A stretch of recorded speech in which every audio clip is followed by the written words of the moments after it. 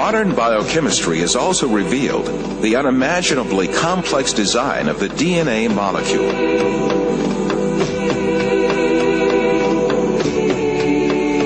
The structure of the DNA molecule was discovered by two scientists, James Watson and Francis Crick, in 1955. Their discovery demonstrated that life was much more complex than anyone had previously envisioned. Himself a confirmed evolutionist, Francis Crick, who received a Nobel Prize for this discovery, came to confess that a structure like DNA could never have emerged by chance. Professor Anthony Flew of England and Reading University is the world's foremost academic atheist over the last 50 years and the author of more than 30 books. His first debate with former atheist-turned-Christian C.S. Lewis in 1950 in Oxford, England, was the first time he advanced his argument for atheism. He later wrote a paper titled Theology and Falsification. The paper became the most widely reprinted philosophical publication of the last half-century and a key foundation for atheists and agnostics who advanced materialist evolutionism. But now it is the advancement of science itself that has changed the mind of Flew and some scientists. At a recent summit at New York University, Flew changed his position and now believes in God as the creator of the universe. Flew turns to various discoveries of science to prove his point. But it is the manifestation of life written in DNA and the transcription of DNA to RNA and RNA into protein and the subsequent process of protein folding that makes the best case for Flew.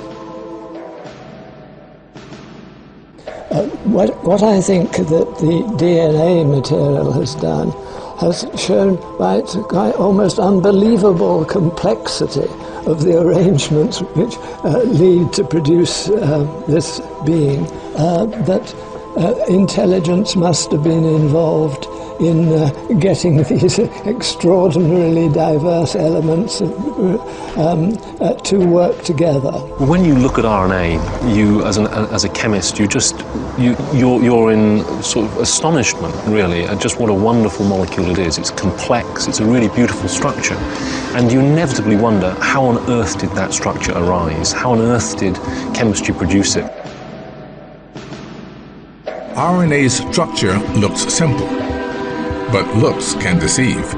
Each building block is actually made of two parts, a sugar molecule and a nuclear base. Chemists found they could make the nuclear bases, and so when they then realized they could actually make the sugars, they just thought, we must be able to join them together. And so they tried for many years, but the problem was, chemically, you just can't join them together. Of course, such an amazing structure could never have been formed by chance. The theory of evolution, which sees life as the result of mere coincidences and haphazard happenings, is helpless to explain anything in the face of the incredible complexity of DNA. Some evolutionists say that our DNA is about 98% similar to that of apes, and that this difference is only a few spelling mistakes.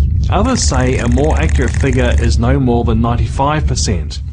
But considering that humans have 3 billion letters worth of DNA information in each cell, even a 2% difference is actually 60 million spelling errors.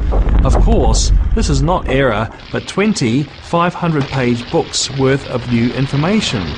A common designer is a much better explanation for the similarities in human and ape DNA. As an architect uses the same building materials for different buildings, we shouldn't be surprised if God used similar design features in many different creatures.